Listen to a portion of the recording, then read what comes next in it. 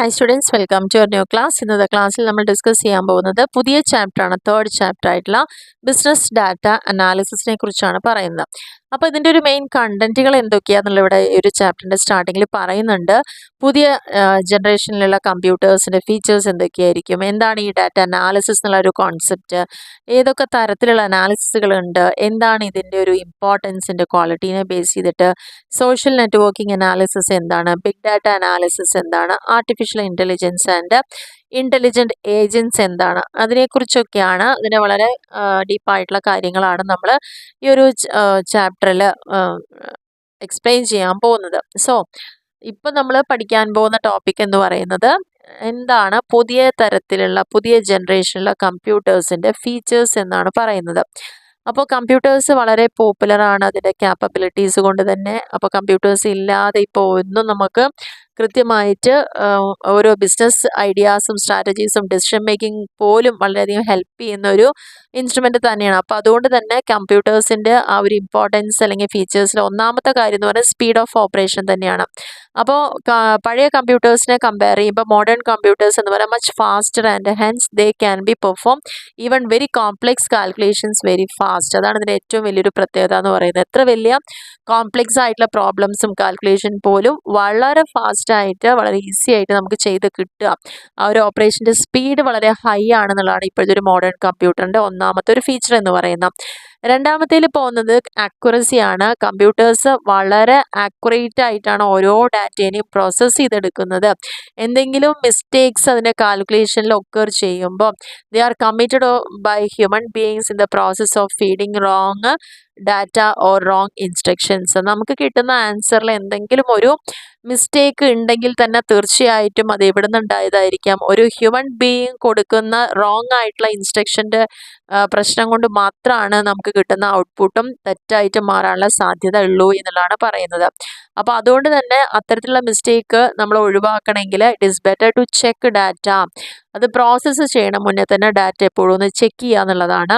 മൂന്നാമത്തെ പോയിന്റിൽ പറയുന്നത് സ്റ്റോറേജ് ആണ്. വേറൊരു പ്രത്യേകത എന്ന് പറയുന്നത് ഒരുപാട് ലാർജ് വോളിയം ഓഫ് ഡാറ്റ നമുക്ക് ഒരിക്കലും ഹ്യൂമൻ ബ്രെയിനിന് താങ്ങാൻ പറ്റുന്നതിന് അപ്പുറത്തേക്കാണ് അല്ലേ.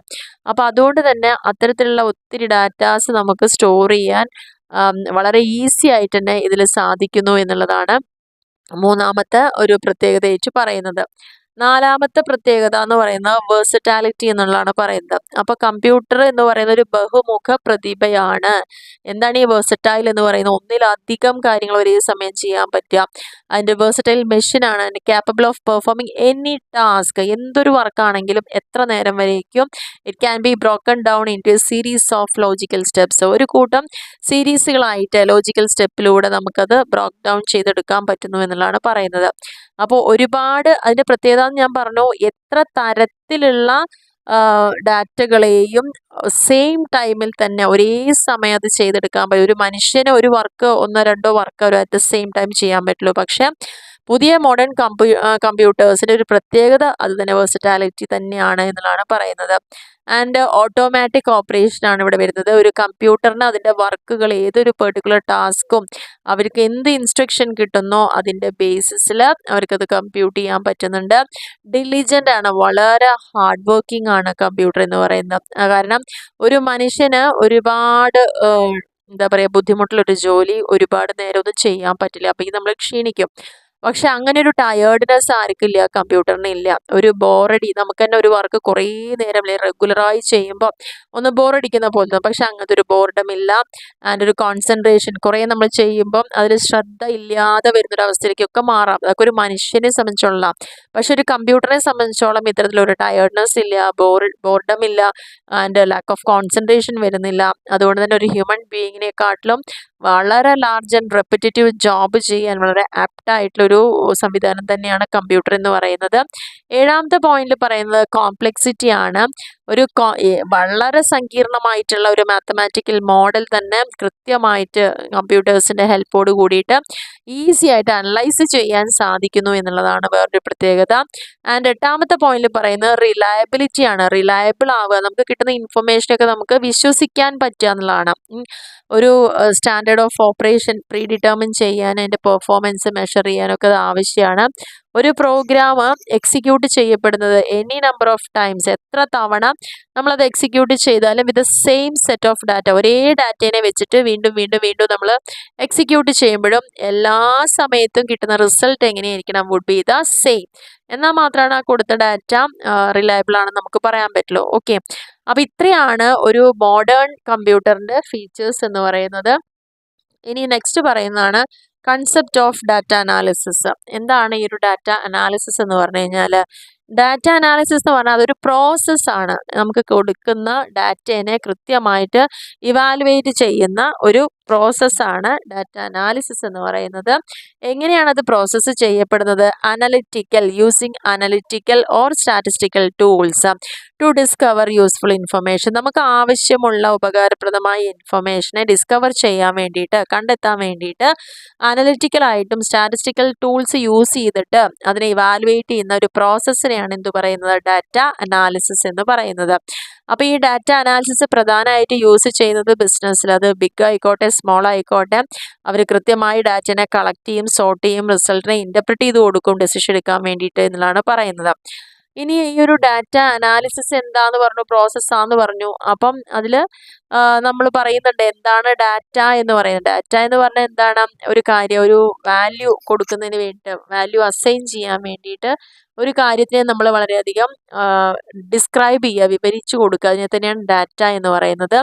ആ ഒരു വാല്യൂ എന്ന് പറയുന്നത് എന്തുതന്നെയാണ്? ഓർഗനൈസ് ചെയ്ത് പ്രോസസ്സ് ചെയ്ത് പ്രസൻറ്റ് ചെയ്യുക നമുക്ക് കിട്ടുന്ന ഒരു കോണ്ടെക്സ്റ്റിൽ എന്നുള്ളതാണ് പറയുന്നത്. അപ്പോൾ ഇതിൽ പറഞ്ഞിരിക്കുക ഇൻഫർമേഷൻ തന്നെയാണ് ഡാറ്റ കൊണ്ട് ഉദ്ദേശിക്കുന്നത്. ഇനി ഒരുപാട് ഡെഫിനേഷനും കാര്യങ്ങളൊക്കെ ഡാറ്റയെ കുറിച്ച് ഇവിടെ പറയുന്നുണ്ട്. ഇനി നമുക്ക് നോക്കാനുള്ളത് ഒരു ഡാറ്റയുടെ ക്വാളിറ്റേറ്റീവ് ആൻഡ് ക്വാണ്ടിറ്റേറ്റീവ് ആയിട്ടുള്ള ഡിഫറെൻറ്റ് ഫോംസുകളെ കുറിച്ചാണ്. ഡാറ്റ പ്രധാനമായിട്ടും ക്വാളിറ്റേറ്റീവും ഉണ്ട്, ക്വാണ്ടിറ്റേറ്റീവ് ഡാറ്റയുണ്ട്. ക്വാളിറ്റേറ്റീവ് ഡാറ്റ എന്ന് പറഞ്ഞു കഴിഞ്ഞാൽ അത് വേർഡ്സും ഡിസ്ക്രിപ്ഷൻസും യൂസ് ചെയ്തുകൊണ്ട് ഒരു കാര്യത്തിനെ നമ്മൾ പരമാവധി വിവരിക്കുക അല്ലെങ്കിൽ വിശദമാക്കുക, ഒരുപാട് വാക്കുകൾ കൊണ്ട് അതിനെ വിവരിച്ചെടുക്കുന്നതിനെയാണ് ക്വാളിറ്റേറ്റീവ് ഡാറ്റ എന്ന് പറയുന്നത്.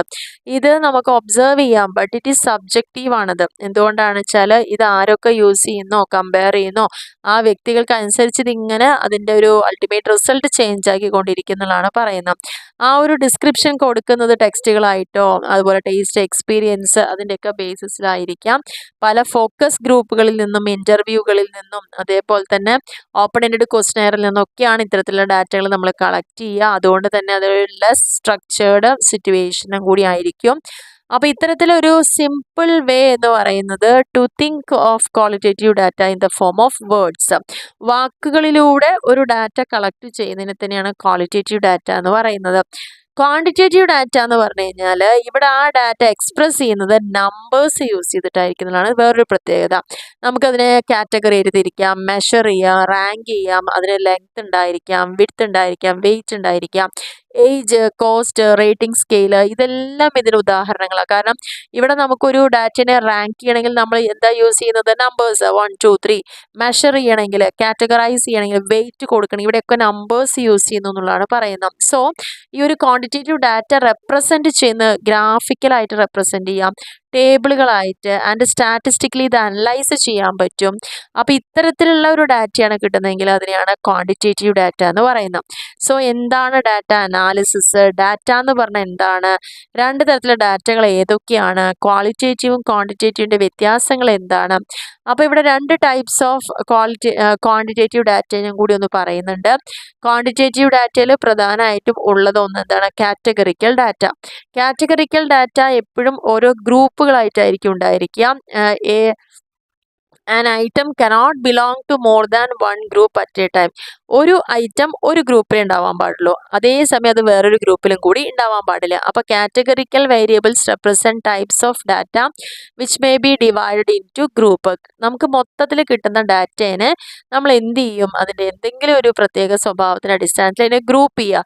അതിലത്തെ ഒരു ഐറ്റം എന്ന് പറയുന്നത് അതിൽ മാത്രമേ ഉണ്ടാവാൻ പാടുള്ളൂ. ഓക്കെ, ഇപ്പം നമുക്ക് ഏതെങ്കിലും ഒരു പെർട്ടിക്കുലർ റേസിനെ കുറിച്ച് അല്ലെങ്കിൽ ഒരു സെക്സിനെ കുറിച്ച്, ഏജ് ഗ്രൂപ്പിനെ കുറിച്ച്, എഡ്യൂക്കേഷൻ ലെവലിനെ കുറിച്ചൊക്കെ ഡാറ്റ കാറ്റഗറൈസ് ചെയ്യാം. അപ്പോൾ ഈ ഒരു ഡാറ്റേനെ അനാലിസിസ് ചെയ്യുന്നതിന് വേണ്ടിയിട്ട് ഡാറ്റ ടേബിൾസ് നമുക്ക് യൂസ് ചെയ്യാം. അതായത് 2-way ടേബിൾ യൂസ് ചെയ്യാം.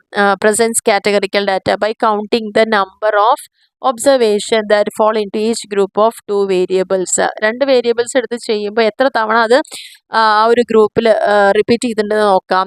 1 divided into rose and other divided into column. ഒന്നിനെ നമുക്ക് റോ ആയി വരയ്ക്കാം, 2 കോളം ആയിട്ടൊക്കെ വരച്ചുകൊണ്ട് അതിനെ നമുക്ക് എക്സ്പ്രസ് ചെയ്യാം. അതാണ് കാറ്റഗറിക്കൽ ഡാറ്റ എന്ന് പറയുന്നത്. ക്വാണ്ടിറ്റേറ്റീവ് ഡാറ്റേൻ്റെ ഡിവിഷനാണ് ഈ പറയുന്നത്.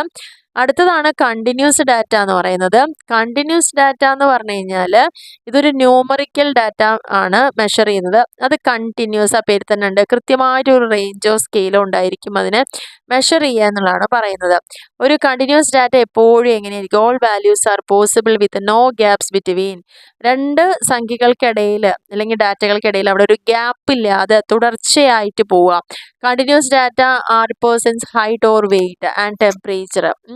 ഹൈറ്റ്, വെയിറ്റ്, ടെമ്പറേച്ചർ അതൊക്കെയാണ് ഒരു കണ്ടിന്യൂസ് ഡാറ്റയ്ക്കുള്ള എക്സാമ്പിൾ എന്ന് പറയുന്നത്. അപ്പോൾ ഈ ഒരു ഡാറ്റ അനാലിസിസിന് നമുക്ക് ഒരുപാട് സ്പെസിഫിക് പ്രൊസീജിയറും മെത്തേഡ്സും ഒക്കെ റെഫർ ചെയ്യാൻ പറ്റുന്നതാണ്. ഇത് യൂസ് ചെയ്യുന്നത് സ്റ്റാറ്റിസ്റ്റിക്സിലാണ് പ്രധാനമായിട്ടും.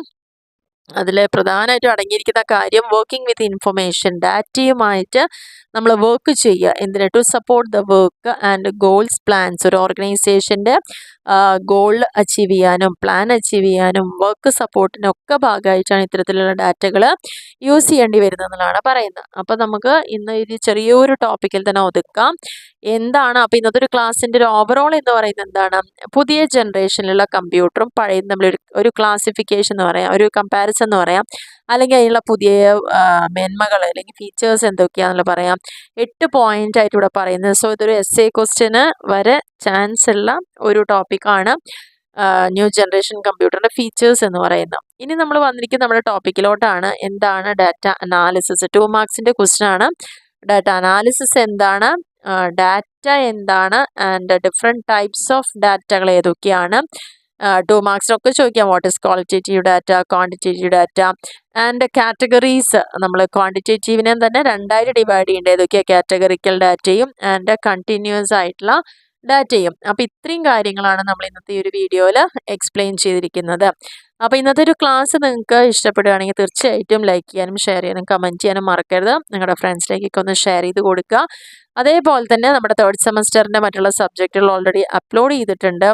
ചില സബ്ജക്റ്റുകൾ കുറച്ച് ഫാസ്റ്റായിട്ട് എടുക്കേണ്ടി വന്നിട്ടുണ്ട്. അതൊന്നുകൊണ്ടുമല്ല, നമ്മൾ ഒരു സബ്ജക്റ്റ് മാത്രമായി ഫോക്കസ് ചെയ്യുമ്പം ഒരുപാട് പേര് മെസ്സേജ് ചെയ്യാറുണ്ട്, മറ്റേ സബ്ജക്റ്റ് എടുക്കുമോ, ഒന്ന് ഫാസ്റ്റാക്കി പറഞ്ഞു തരുമോ, എക്സാമിൻ്റെ സമയത്തേക്കൊന്ന് വേഗം ആകും. അപ്പോൾ ആ ഒരു കുറഞ്ഞ കാലയളവിലായിരിക്കും പല സബ്ജക്റ്റുകളും ചിലപ്പോൾ ഫാസ്റ്റായിട്ട് അപ്ലോഡ് ചെയ്തിട്ടുണ്ടാവുക. അത് ഞാൻ ഉദ്ദേശിക്കുന്ന രീതിയിലോ നിങ്ങൾ ഉദ്ദേശിക്കുന്ന രീതിക്കോ ചിലപ്പോൾ നല്ല രീതിയിൽ അത് സംഭവിച്ചോളം എന്നില്ല, കറക്റ്റായിട്ട് എത്തിക്കാൻ സാധിച്ചിട്ടില്ല. ഇല്ല എന്ന് പറഞ്ഞു കഴിഞ്ഞാൽ ഈ ഒരു ടൈമിൻ്റെ കുറവ് കൊണ്ട് പലരുടെയും ആവശ്യം കൂടി വന്നപ്പം വളരെ പെട്ടെന്നായിട്ട് പറഞ്ഞ് തീർത്ത ചില സബ്ജക്റ്റുകളുണ്ട്, അതെനിക്കറിയാം. അപ്പോൾ ഒരുപാട് കമൻറ്റുകൾ അതിനെ ബേസ് ചെയ്ത് വന്നുകൊണ്ട് മാത്രമാണ് പറയുന്നത്. അപ്പോൾ നമ്മൾ വളരെ ഡീറ്റെയിൽ ആയി എടുക്കാൻ തന്നെ, അങ്ങനെ ഡീറ്റെയിൽ ആയിട്ട് നമ്മൾ ഫോക്കസ് ചെയ്യുമ്പോൾ നമുക്ക് ഒരുപാട് സബ്ജക്റ്റ് ഒന്നും അവിടെ എടുത്ത് തീർക്കാൻ പറ്റില്ല. ആകെ നമുക്ക് കിട്ടുന്ന സമയത്തിൽ ഒരു സബ്ജക്റ്റൊക്കെയാണ് വളരെ സ്ലോയിൽ നല്ല രീതിയിൽ മനസ്സിലാവുന്ന ഇതിലൊക്കെ എടുത്തു പോകാൻ സാധിക്കുള്ളൂ. ഓക്കെ, അപ്പോൾ അത്തരത്തിലുള്ള കുറച്ച് പ്രോബ്ലംസ് ഉണ്ടായിട്ടുണ്ട്. എന്തായാലും നിങ്ങൾക്ക് മാക്സിമം പറ്റാവുന്ന പോലെ അതെല്ലാം ഉൾക്കൊള്ളൂ. ഡൗട്ട്സ് ഉണ്ടെങ്കിൽ ക്ലിയർ ചെയ്യാം, കമൻസ് ആയിട്ട് അറിയിക്കാം. പറ്റാവുന്നതൊക്കെ മാക്സിമം റെസ്പോണ്ട് ചെയ്യാറുണ്ട്. അപ്പോൾ മറ്റുള്ള സബ്ജക്റ്റുകൾ ഒക്കെ നന്നായിട്ട് മറ്റുള്ള വീഡിയോസൊക്കെ ഒന്ന് കാണാം. അതേപോലെ തന്നെ നമ്മൾ എക്സാമിനോട് അടുപ്പിച്ച് തന്നെ ക്വസ്റ്റ്യൻ പേപ്പേഴ്സൊക്കെ പ്രിപ്പയർ ചെയ്യും. അതിൻ്റെ ആൻസറും വിത്ത് ആൻസറോട് കൂടിയിട്ട് നിങ്ങൾക്ക് മുന്നത്തെ വീഡിയോസൊക്കെ നോക്കിയാൽ മനസ്സിലാവും. അപ്പോൾ അത്തരത്തിലുള്ള ഒരു സംഭവം ഇപ്രാവശ്യവും നമ്മൾ എക്സാം ആകുമ്പോഴേക്കും മാക്സിമം ഉൾക്കൊള്ളിക്കാൻ ശ്രമിക്കുന്നുണ്ട്. അപ്പോൾ എന്തായാലും വീഡിയോസ് വരുന്നതൊക്കെ മാക്സിമം ഒന്ന് നിങ്ങൾ കാണുക, നമ്മളെ സപ്പോർട്ട് ചെയ്യുക. Okay, thank you.